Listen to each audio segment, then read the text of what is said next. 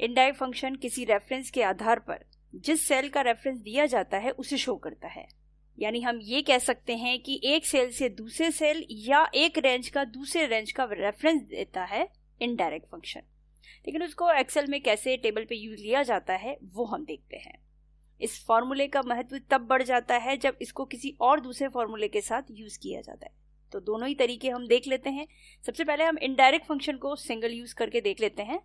तो यहाँ पे हमने जैसे इनडायरेक्ट फॉर्मूला यूज किया, हमने यहाँ पे लिखा इनडायरेक्ट।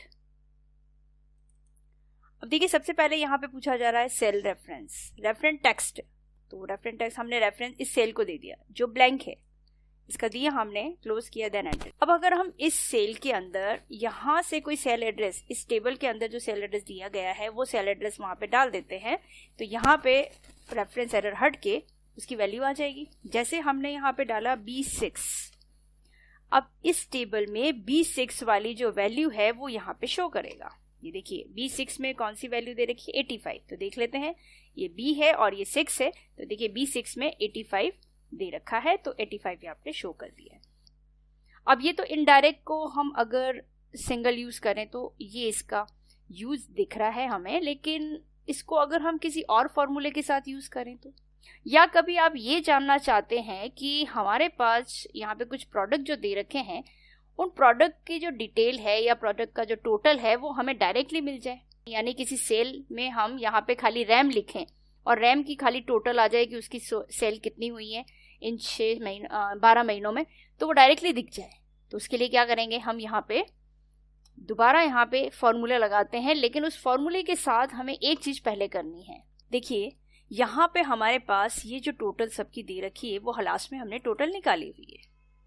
हम ये चाहते हैं कि जैसे हमने माउस को लिया, माउस की रेंज हमने सेलेक्ट कर ली और माउस को यहाँ पे हम ऐड करना चाहते हैं। देखो यहाँ पे ये माउस ऐड है, इस तरह से और भी कोई नाम भी ऐड है, तो ये नाम हम ऐड कर दें ताकि जैसे ही हम इस सेल में वो नाम लिखें और उसकी टोटल हमारे सामने आ जाए, जो हम फॉर्मूला लगाएंगे उसके अकॉर्डिंग इनडायरेक्ट के अंदर।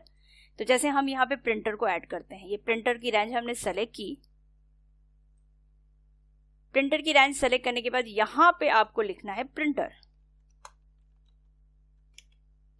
हमने प्रिंटर ऐड कर दिया। इसी तरह से कीबोर्ड को भी ऐड कर लेते हैं, यहाँ पे हमने ले लिया कीबोर्ड।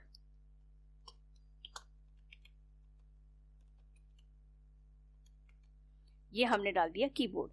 इस तरह से हमें अगर उस पूरी रेंज का रेफरेंस यहाँ पे किसी सेल में देना है तो हमने यहाँ पे क्या कर दिया, उस सेल एड्रेस में ये नाम ऐड कर दिए। अब हम यहाँ पे कोई फॉर्मूला इनडायरेक्ट के साथ यूज करते हैं, तो सबसे पहले हम क्या करते हैं, सम का फॉर्मूला यूज करते हैं।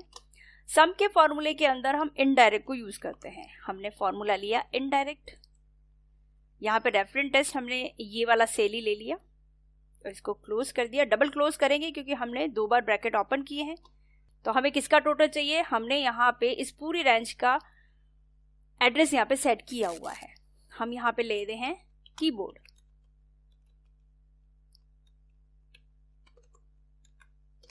तो कीबोर्ड का देखिए टोटल यहाँ पे आ जाता है ये कीबोर्ड। हम चाहते हैं माउस का, हमने ले लिया माउस, ये देखिए माउस का टोटल आ गया।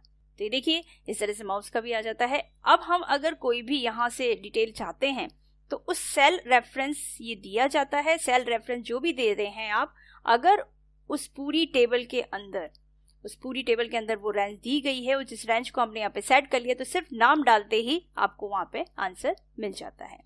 या हम यहाँ पे ये चाहते हैं कि हमें मैक्सिमम वैल्यू पता पड़े, हम मैक्स लिख देते हैं। मैक्स के अंदर हम इनडायरेक्ट लिख लेते हैं। हर फॉर्मूले के साथ इसका यूज काफी बढ़ जाता है इनडायरेक्ट फंक्शन का।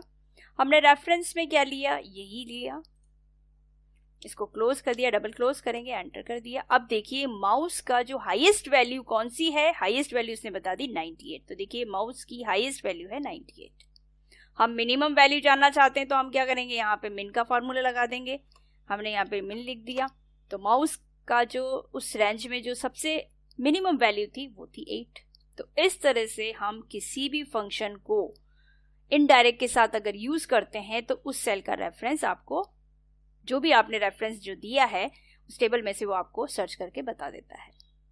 तो इसका मतलब है एक सेल से दूसरे सेल का या एक रेंज का दूसरे रेंज का रेफरेंस देता है इनडायरेक्ट फंक्शन, जिसका यूज किसी दूसरे फंक्शन के साथ मिलके काफी बढ़ जाता है।